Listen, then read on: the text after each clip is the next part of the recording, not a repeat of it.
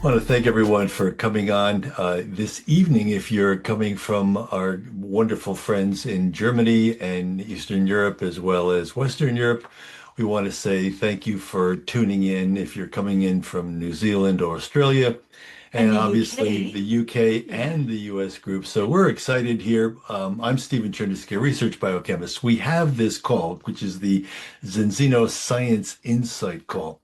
The main purpose is to keep everybody kind of up to date. We are members of the Zinzino Scientific Advisory Board. At the same time, we want to help you build your business. And that means what? Taking complex science, number one, making it simple so that everyone can understand it and everyone can train on it. And number two, we're here in case you have someone who just needs to dig a little bit deeper. Sometimes you'll be talking to a health professional, and they are really keenly interested in the very minute details of maybe the new gut health test. We're there for you. You can reach us by text, you can reach us by email, you can invite them to this call, and we can answer their questions. And if it's too complicated, we'll probably take it offline and work with them offline. But we want to be here as a resource for you. Again, my name is Stephen. I'm a research biochemist. This is Natalie, my wife. And I'm a medical doctor. And we were introduced to Zinzino back in early 2024. And we were really impressed by the science, the patents, the scientists, the resources, and of course, the vision of where this company is going. And they just released their gut health test, which has been 7 years in the making. And it has all of its patents and because of its uniqueness.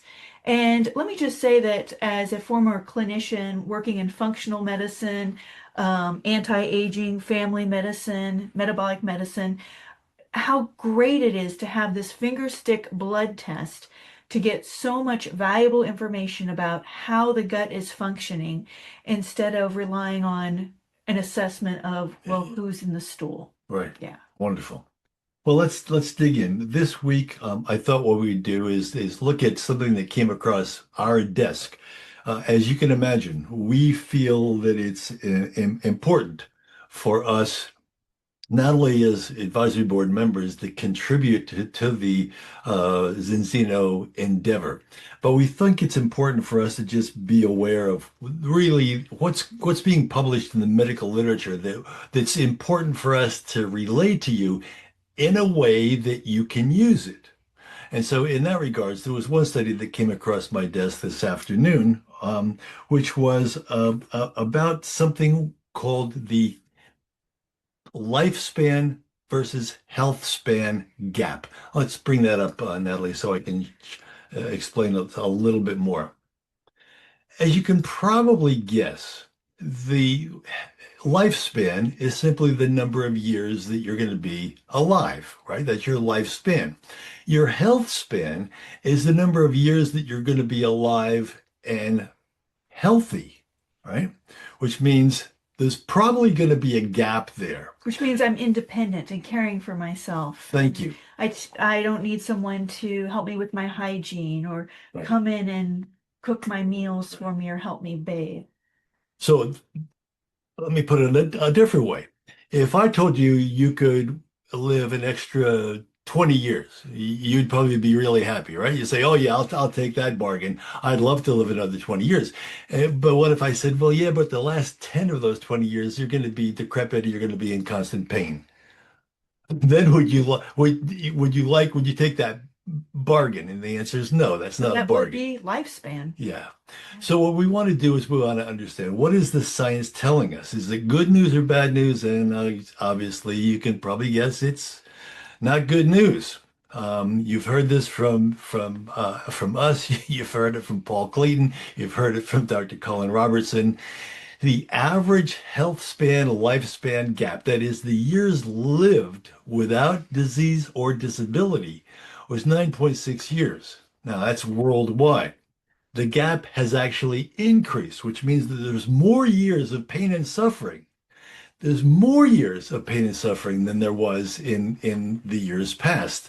It's increased by about 13% globally. Life expectancy, which was about 72.5 years, all right, Nowadays, it's all the way down to the healthy years being only about 63.3 years. So, interestingly, there's a sex disparity. Women had an average 2.4 more years of pain and suffering compared to men. Natalie, you want to make a comment on that? Um, yeah, I hate the idea of that, but I'm also thinking about um, muscle is magic, and men have more muscle, and I think that when w women aren't mindful about their strength, and they're like, well, I'm becoming weaker. Oh well, they don't understand the risk that they're creating for themselves in this disparity of your activities of daily living are going to change. You're going to lose your independence. You're going to become more dependent. Life will not be fun anymore. Yeah. Yeah. When you tweeze the numbers on that last factoid there, that women have a larger health, well, a larger gap in their lifespan and their health span. The researchers pointed out a couple of other things. So one was there was a greater number of women with Alzheimer's and other forms of dementia. And two was obviously as you mentioned, Natalie, the frailty, the osteoporosis, and in the loss of muscle mass. So let's move on here. Let's look at the countries where there is the worst news, and the countries with the largest gap. And we're number one here in the U.S.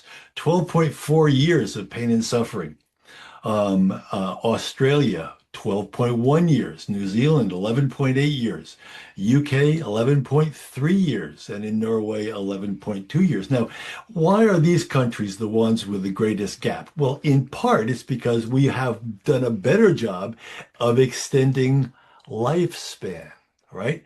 We've done a better job compared to a lot of the countries in Africa, for example. We've done a better job increasing lifespan, but we have not done a good job in improving health span. So let's look at what we can do about that, because I took to ChatGPT, as many of you do, and I said, ChatGPT, review this study for me, and then give me the top 5 research validated diet, lifestyle, and supplement interventions that could help to improve this lifespan, health span gap. So, what do you think a ChatGPT came up with? All right. I asked for 5. Number 1, optimize metabolic health and insulin sensitivity. Hey, Zinzino has a hemoglobin A1C test, a finger stick test you can do at home without having to get blood drawn or go see your doctor. Wonderful. So, how does you probably understand what we're doing here?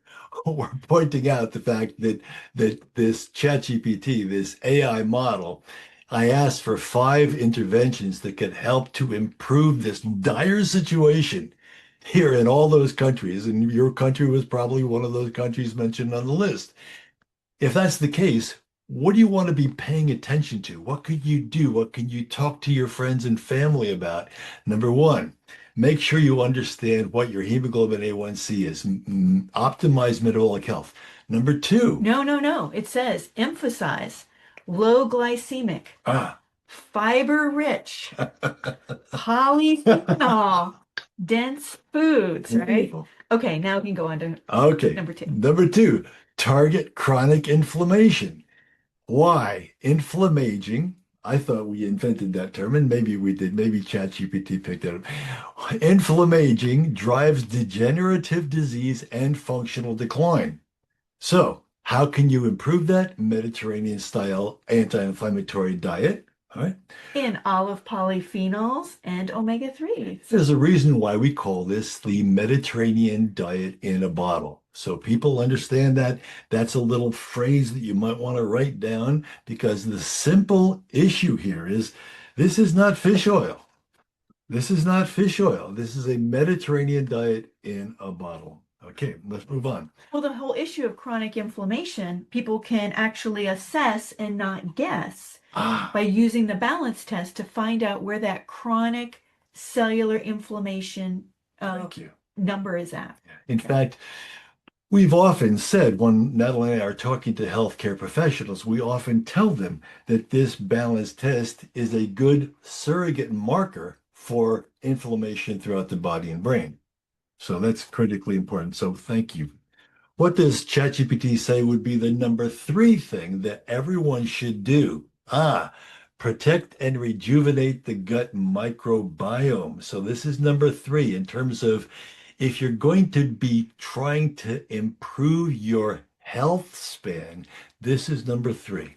So, of course, we can test and we don't have to guess about what's happening for how well our gut is functioning.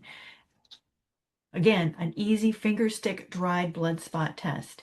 And ChatGPT recommends diverse foods Yep. in our diet and prebiotics, but prebiotics like xenobiotic, that Yep. makes good sense.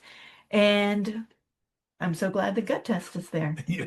I was happy and delighted actually to see that ChatGPT was said in number three, most important thing to do is to track the status of the tryptophan IPA to kynurenine metrics, as in the new Zinzino gut test. Now, I would add, and I think I probably did as I was talking to ChatGPT, by the way, there is no other test that does that.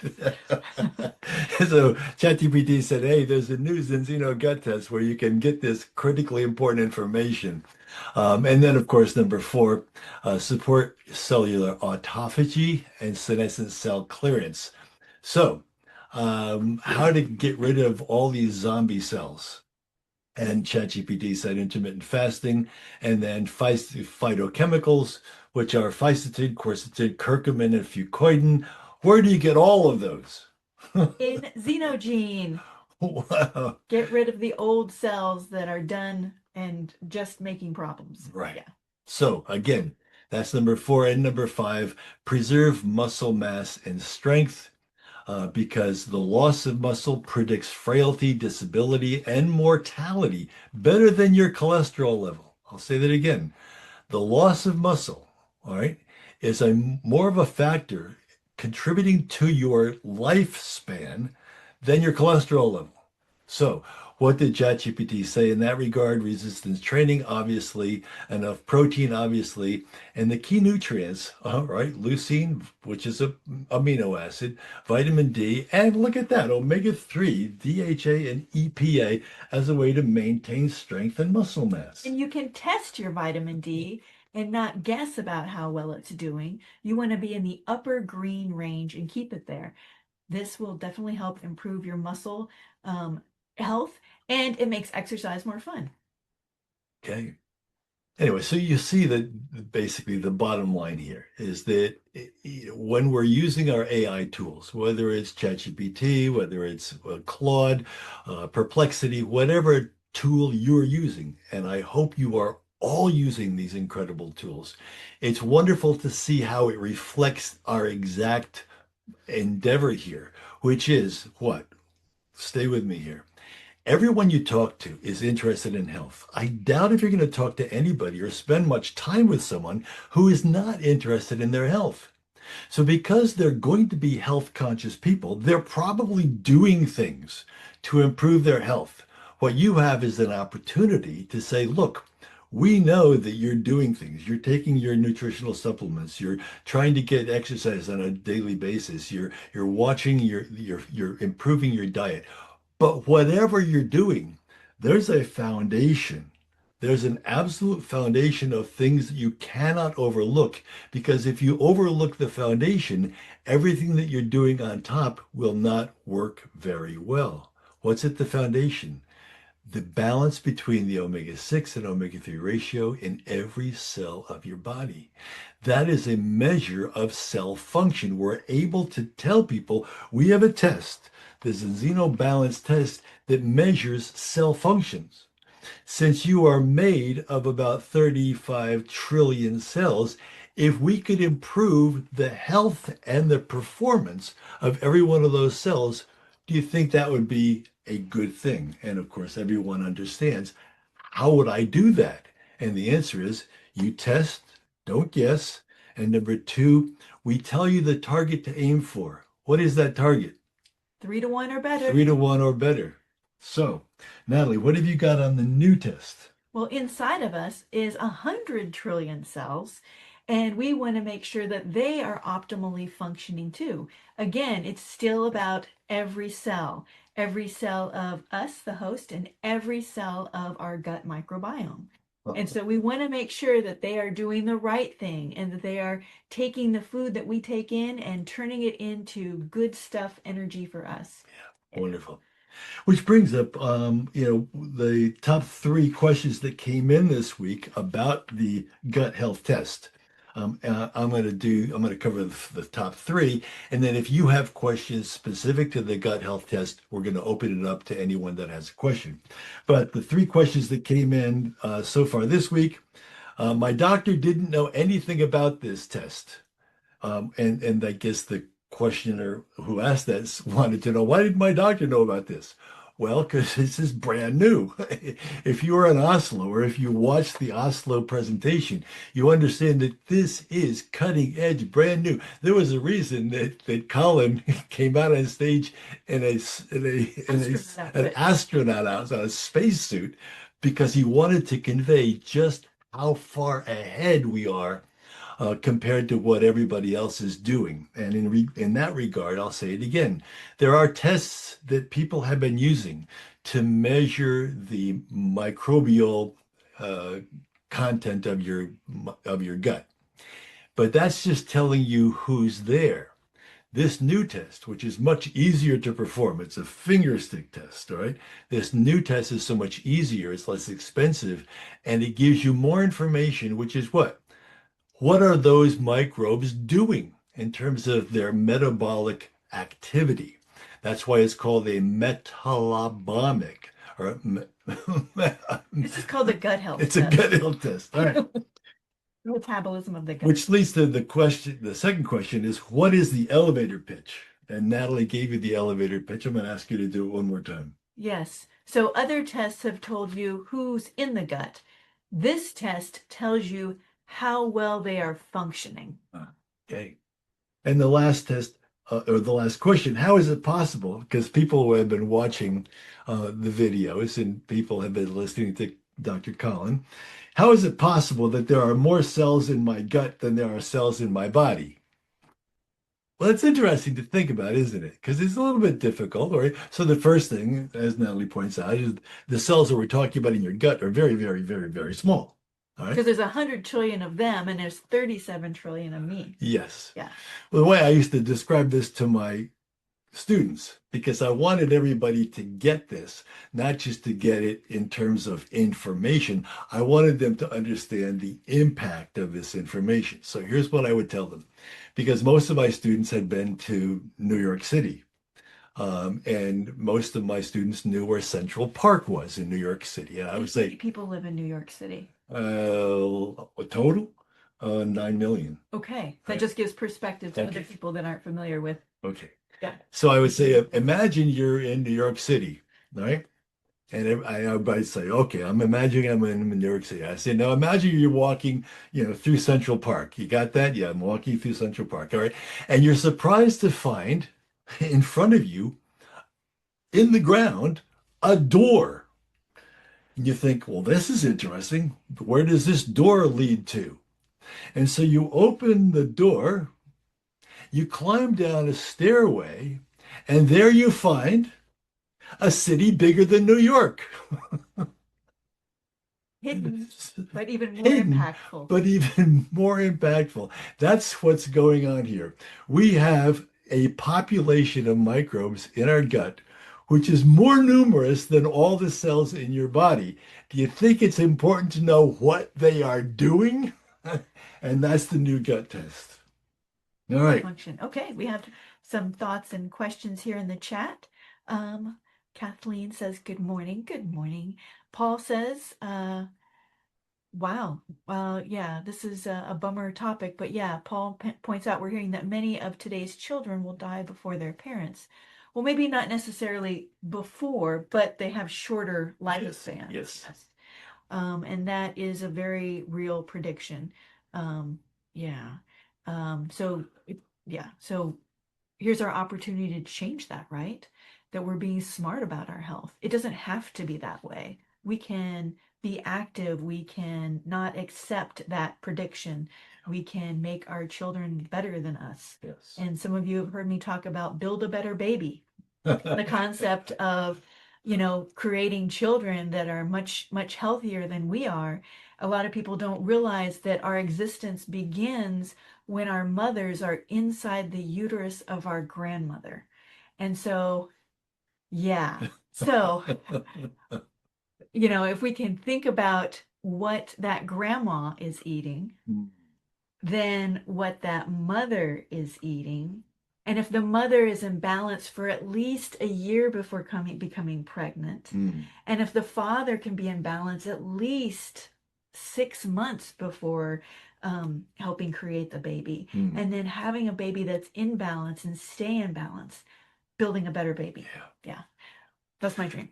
All right. And Susan says, wow, ChatGPT is current with Zinzino latest science. Yes, for personalized test-based nutrition for the gut. Carl says, good afternoon. Does diabetes affect your gut health?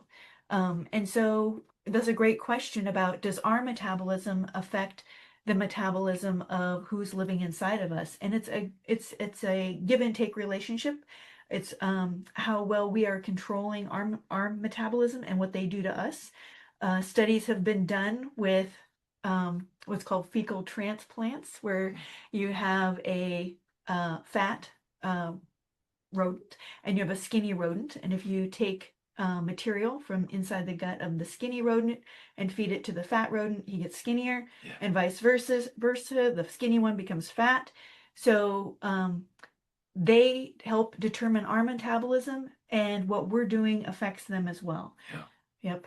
So certainly we know that there are many factors in determining the ability of the body to metabolize starches and sugars, and that begins with the pancreas. Obviously, but it also, you have to remember that it also includes the dialogue between the liver and the muscle cells. The muscles are the ones that are going to be the biggest user of glucose. Secondly, obviously, your brain. But all of the fate of ingested starches and sugars, that to a very great extent is determined by the health of your liver, the health of your pancreas, and the amount of muscle you have on your body and how often you use those muscles to exercise. And last week we talked about how quickly we can change and improve our gut health. Studies have shown that if you stop eating junk food and stop eating desserts, you can improve your gut health in as little as 4 days. Wonderful. Yes. So, yes, we affect them, they affect us. All right. All right. And Carl's waiting for his results. That's very exciting. And Kathy Lee asks if we can use this information on social media. Yes, yes. And we want you to use this information to help you build your business. No, don't mention any disease states ever on any social media, but instead remember the every cell concept. Every cell in your body, every cell in your gut microbiome. And let me expand on that a little bit, because when you're talking to someone and someone says, can this help me with my arthritis? The first thing you say is, well, I'm not a doctor. All right, that number one gets you clear that you're not giving them medical advice.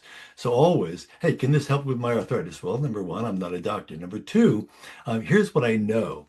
What I know is that your joints, your tendons, your ligaments, right, are all made up of cells. And I have a way that we can measure the function of those cells, right? And I have a way also that we can improve the function of those cells. So when Natalie says, always think of the cellular approach, you can always go back, no matter what question they asked, you can always go back and say, well, your body is made of cells. And if I can show you a way to measure the function, right, of those cells, and also show you a way that you can improve the function of those cells, do you think that would be a good way to move forward with your health program? Yeah. And then Betsy asks about how soon should someone retest the gut test? And we are keeping with the message that it's 120 days, because when it comes to nutrition, we are creating a system and we want people to stay on that system. We are creating new good behaviors in what they are feeding into their bodies and into their gut microbiome. And so we choose 120 days, and that also perfectly times well with the balance test. Yep. Okay, great questions. All right. Well, thank you, everyone. And Paul, yes, we could talk about genetics and epigenetic effects and on grandparents and children for at least 3 days. But here's the easy information to work from. Our genetics only contribute 30% to our health.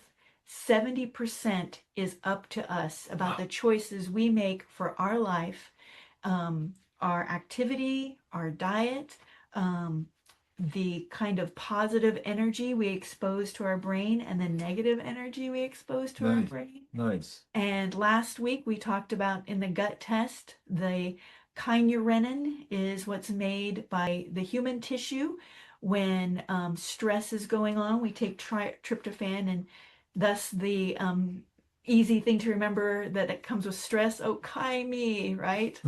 But we want to have a good IPA making day with our microbiome. So do things the healthy way, make more IPA, and let Zinzino show you the way. Wow. All right. I'm going to write that down. Okay. Thanks, everyone, for spending some time with us. We really are here for you. We want to make sure that you get your questions answered. You can submit questions anytime during the week.